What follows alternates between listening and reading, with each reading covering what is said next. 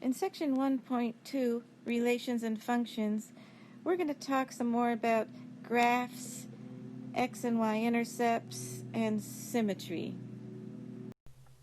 So this is a quick review of what a vertical line equation and a horizontal line equation looks like. They're not going to take the form y is equal to mx plus b. They're special cases. So if you're talking about a vertical line, then what we've got is a series of points that lie like this. So they're all going to have the same x value. So let's say it's A. So they're all going to have the same x value. So any point along here, when you look at the coordinate pair, is going to have an A in the x spot. Okay, and it's going to have a different y value, but it will always have an A in the x spot. Okay, so the equation of that line would then be x is always equal to A. All right, so that's why that makes sense. Now, if you're talking about a horizontal line, then we've got points that all lie on the same y value. So any point on this line is going to have some x value, let's say maybe 3. We'll call this b, this y value. And let's say maybe over here we might have negative 2b, but they're all going to have that b in the y spot. So we call that line y is always b. All right, so that's why that makes sense. So in this example, we want to determine whether or not a given point lies on the equation, the graph of the equation. So that means we've got an x and a y which must satisfy the equation. So if we plug those coordinates into the equation, we're going to have 2 squared plus negative 1 cubed equals 1, and we want to know, is that a true statement? So that would be 4, so negative 1 cubed, so that's negative 1, right? Does that equal 1? Okay, so that would be 3. Well, that doesn't equal 1. So that means no, that point is not on the graph. Okay, let's say I'm asked to graph an equation. First thing I would want to do is solve it for y and generate an xy table of points by randomly selecting x values and generating the y value. And I'm going to have a number of ordered pairs I could put on my graph. Okay, so if I solve this for y, I can say y cubed is equal to 1 minus x squared. Right, and if I take the cube root of both sides, I can say y is equal to the cube root of 1 minus x squared. All right, so that's what I have for my equation. Now, if I want to graph this, remember we're only looking for real numbers here because an xy Cartesian coordinate system that we're working in here is only real numbers. So you can have a negative number under a cube root, but you can't have a negative one under a square root or an even powered root, like a 4th root, and still have a real number. Okay, so I'm not too worried about that on this equation here. So let's just take negative 2 as a starting value, then negative 1, then 0, then 1, 2, and see if we can get 5 points. So if I put negative 2 in here, I'm going to get the cube root of 1 minus negative 2 squared, that would be 4. So 1 minus 4 is negative 3. So we're talking the cube root of negative, let's see, why is that erasing? Negative 3. All right? So if I plug that into a calculator, I can get a decimal equivalent, and I'm going to get negative 1.4 approximately. And then let's do negative 1. So I've got the cube root of 1 minus negative 1 squared is 1. So that's the cube root of 0. So that's 0. So I've got another point. If I plug 0 in, I've got the cube root of 1 minus 0. So that's just the cube root of 1. So that's 1. If I plug 1 in, I'm going to get 0 again, right? Because I've got 1 minus 1 squared, that's 0. All right, now let's try 2. So the cube root of 1 minus 2 squared is 4. So that's the cube root of negative 3 again. So it's also negative 1.4. All right, so now if we put these points on the graph at negative 2, so that's negative 1, negative 2, 1, 2. So let's see, 1, 2, negative 1, negative 2. All right, so when we've got the x value of negative 2, we're down at negative 1.4. At negative 1, we're at 0.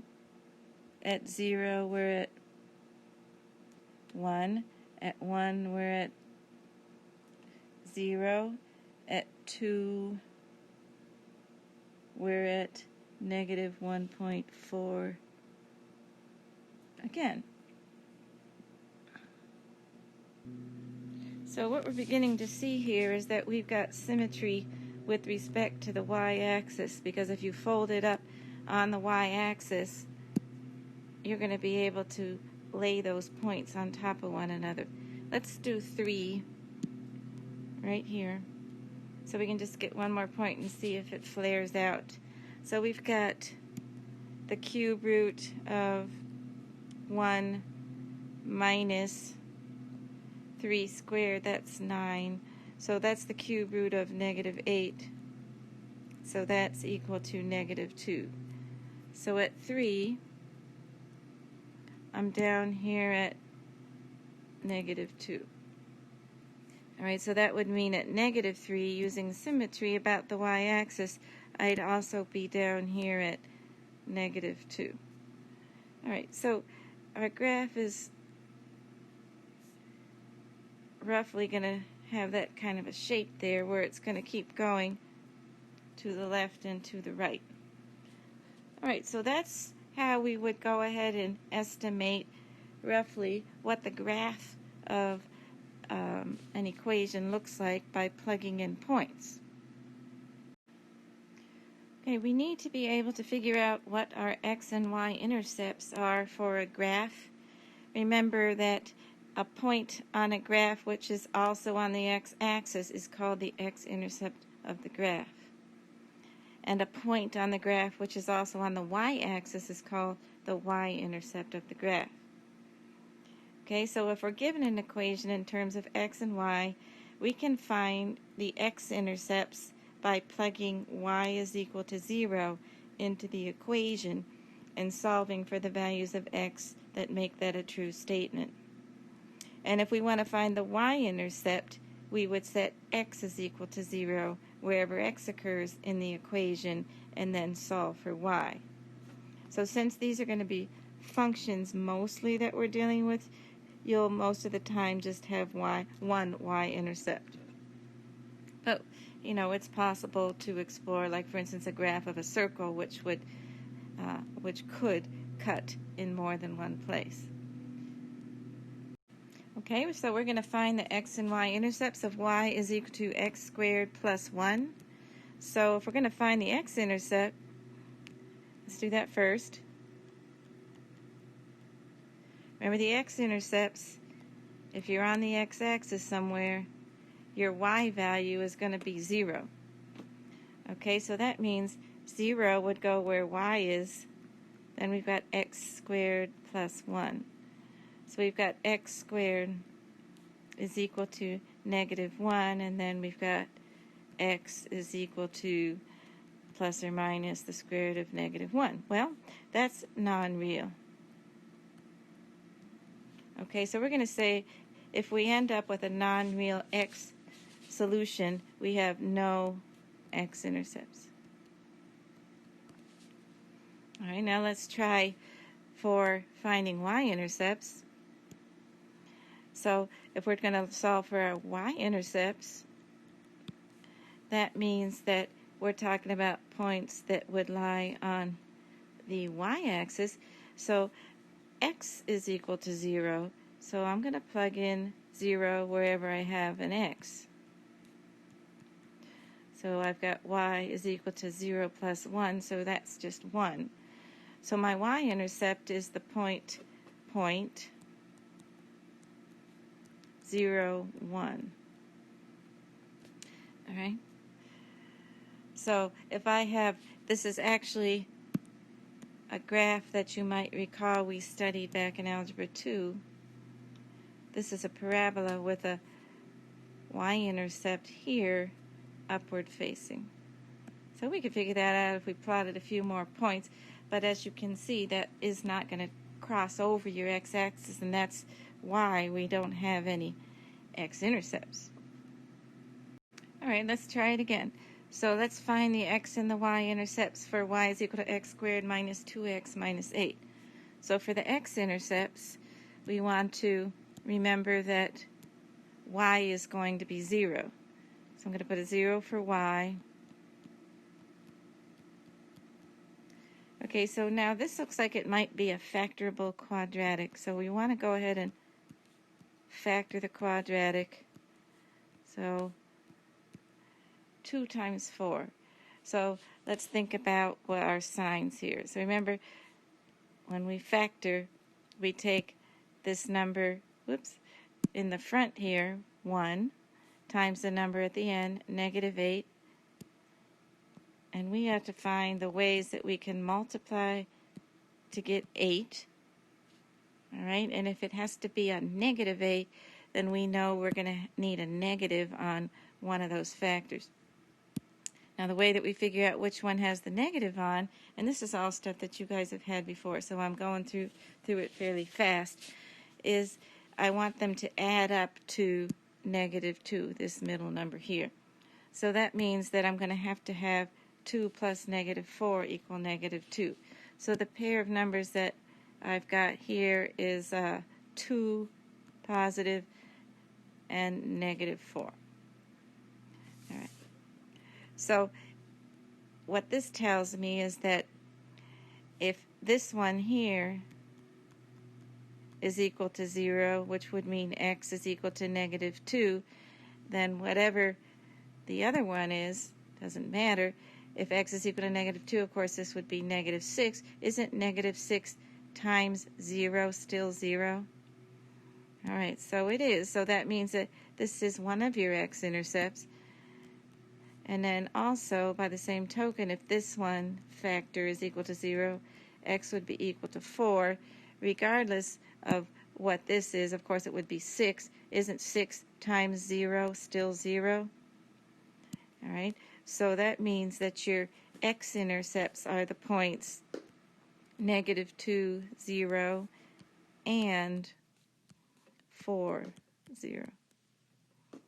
All right, now for the y-intercepts, remember, we want to find the points where the y value, the y value is equal to, the x value is equal to 0. So I'm going to plug in a 0 everywhere that I have an x in my equation. All right, so that means this is going to go to 0, go to 0. So we're left with a y value of negative 8. So that means my y-intercept is the point 0, negative 8. All right, so if I have an equation like this, Let's do the x-intercepts first. By now you're probably thinking this is getting pretty easy. So if I want to find my x-intercepts, I put a 0 in here for my y. Now I can factor this, and that's what you want to do when you're trying to find your x-intercepts. You want to factor. Alright, so if this is 0, 0 times this is going to be 0. So x is equal to 0 is one of them. Now, if this factor is equal to 0, then that means x squared is equal to 1. So x is equal to plus or minus 1. Alright, so we've got 3 points here. We've got 0, 0. We've got -1, 0. And we've got 1, 0. So there's 3 x-intercepts. All right, now for the y-intercepts,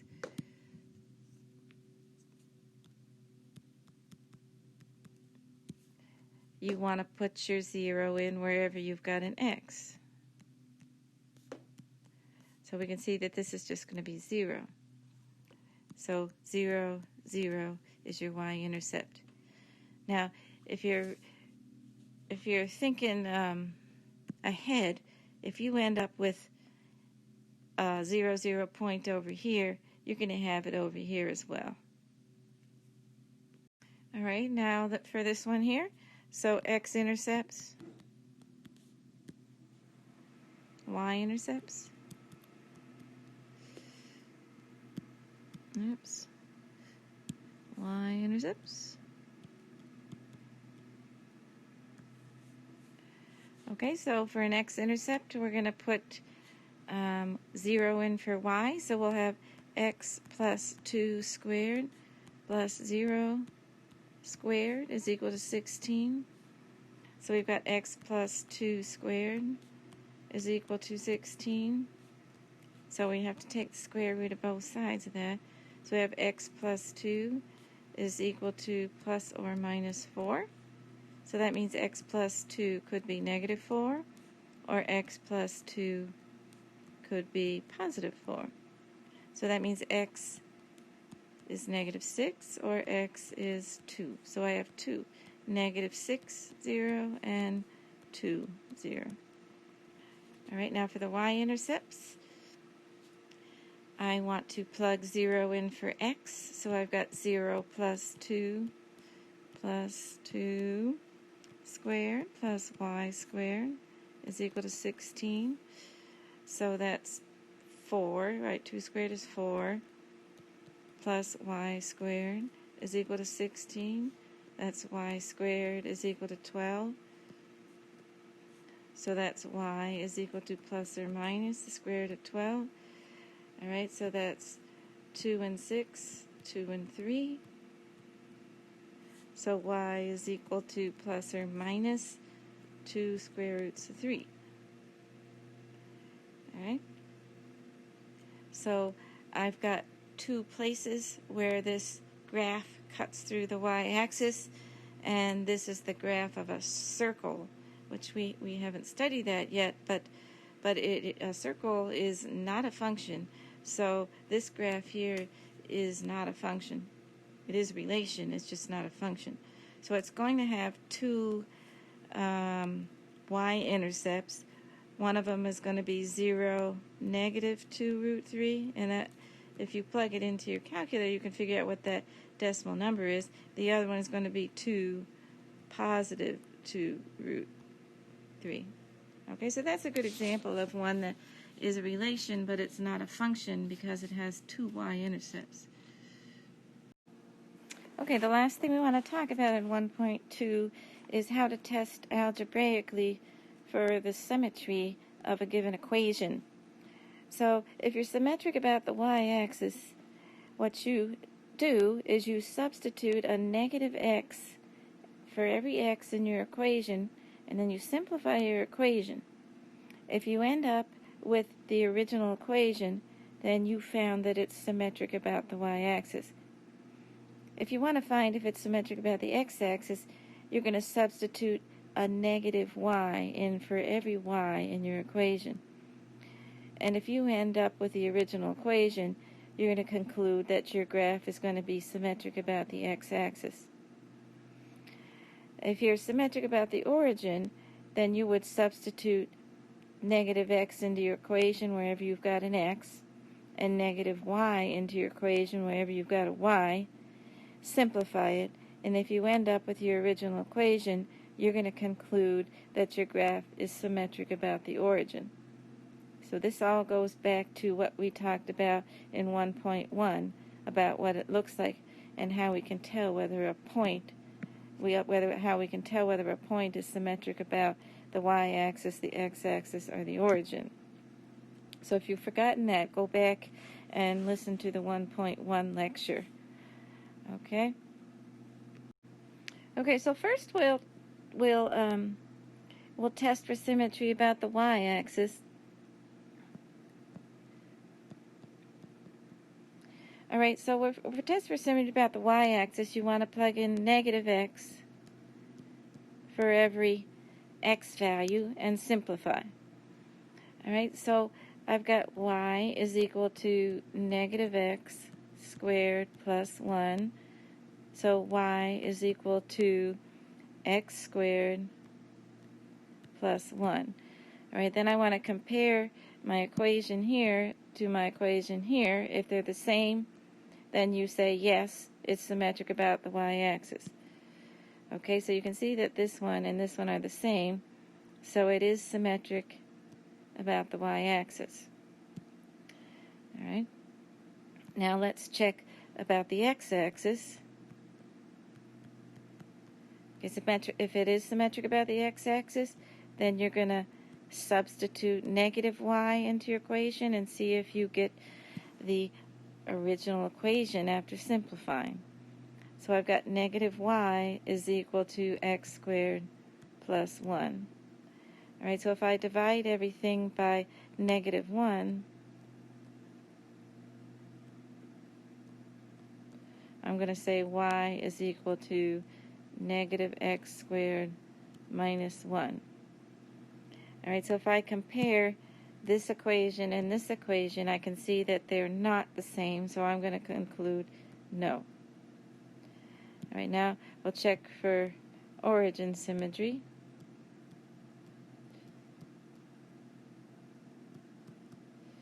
So we're going to negate both of the x and the y and simplify.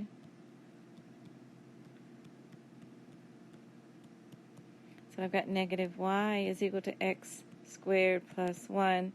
If I divide out by a negative 1 again, I've got y is equal to negative x squared minus 1.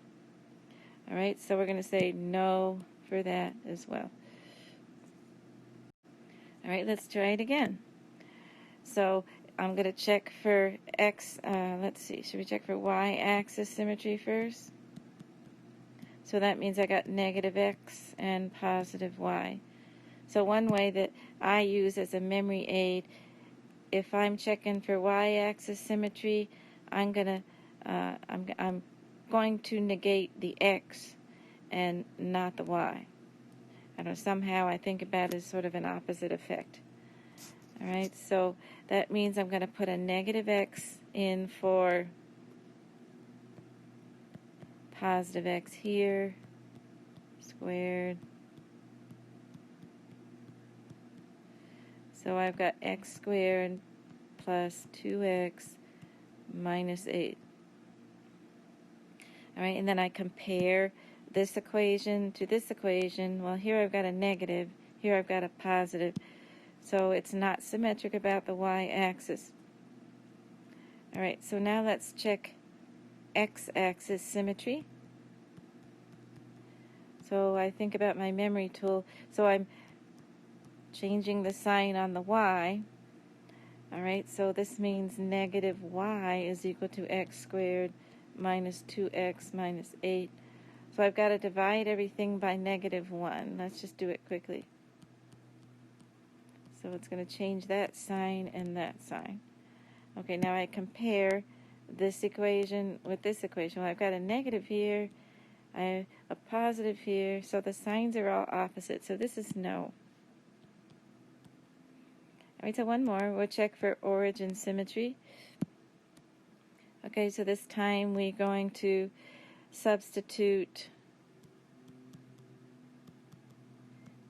negatives for both the x and the y.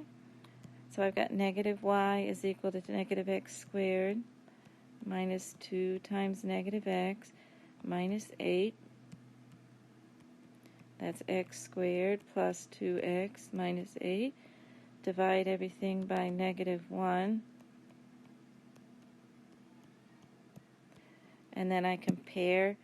So I've got a negative, so already I can see that's also a no. Okay, so this equation has no symmetry, so it's not symmetric at all. And that can happen too. All right, let's do it again. So we're going to check for y-axis symmetry. So that means I want a negative x and a positive y. So y is equal to negative x cubed minus negative x. So that means y is equal to, well, a negative times a negative times a negative is a negative. So this one would be positive. Okay, let's see that my signs are not the same as my original equation. So this is going to be no. It's not symmetric about the y-axis. All right, let's check the x-axis. So that would mean positive x, negative y. So I've got negative y is equal to x cubed minus x, divide by negative 1. All right, and I can see the signs are opposite again there, so this is no. Now we'll check to see if it's symmetric about the origin. So that would mean put in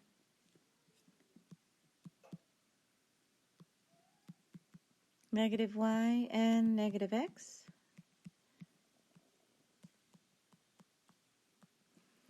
So that's negative y is equal to negative x cubed plus x, or y is equal to x cubed minus x. All right, so then we compare, and it looks like we have the same equation here as we do here. So it's symmetric with respect to, so we'll abbreviate with respect to the origin. All right. So last example, we're going to check first to see if it's symmetric with respect to the y-axis. So that means I'm going to put in negative x for x and leave y the same. So I've got negative x plus 2 squared plus y squared is equal to 16. All right. So if we want to be able to compare this, let's go ahead and distribute this out. Okay, so I'll do that real quickly.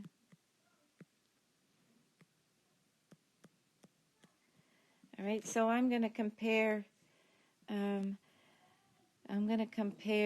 x squared. Let's get this looking a little better. Straighten it out a little bit so it's easier to compare with what we have. So I've got x squared plus 4x plus y squared is equal to 12. I'm just going to bring that 4 over there, subtract 4 from both sides. So we're going to compare this equation right here.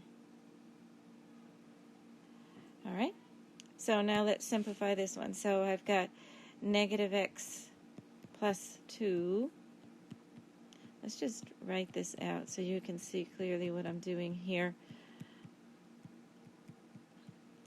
All right, so that's x squared minus 2x plus 4 plus y squared is equal to 16.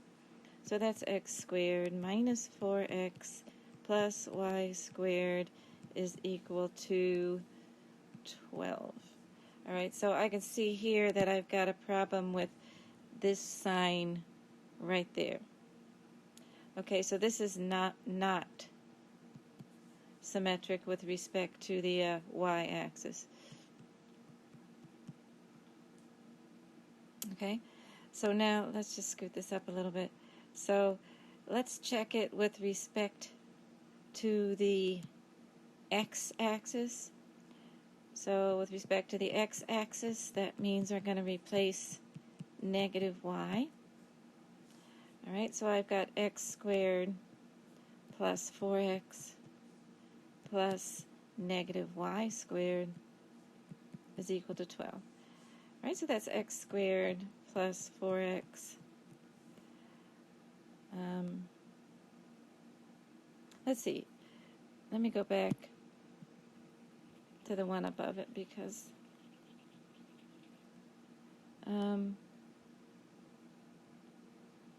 well, I changed my mind. I think this is going to be easier. Let's just go ahead and do it with the way I just did it so we don't have to double distribute again. So either way, you're going to be plugging it into the same equation, whether you use the one I'm using now or the one above it. All right, so this one I think will be quicker. So I've got y squared. All right, so that equation matches. You can see I'm just going to put a box around it. This one matches this one. So it is symmetric with respect to the x-axis. All right. And then we're going to check origin. So this takes a little practice to get the hang of, but it's not too bad. All right, so scoot it over. So I've got plus 4 times minus x plus negative y squared equals 12. So that's x squared minus 4x plus y squared is equal to 12. Now you can already see that you're going to have a problem with this sign here. Okay, so this one happens to be symmetric with respect to the x-axis. All right, and this turns out to be a graph of a circle. So I'm just going to show you what this graph looks like. So that's going to be a circle, and I don't expect you to know this at this point, but of radius 4, like that. So what you would notice then would be that this half right here would fold onto that half right there if you folded it along the x-axis. All right, so that'll do it. So this is section 1.2.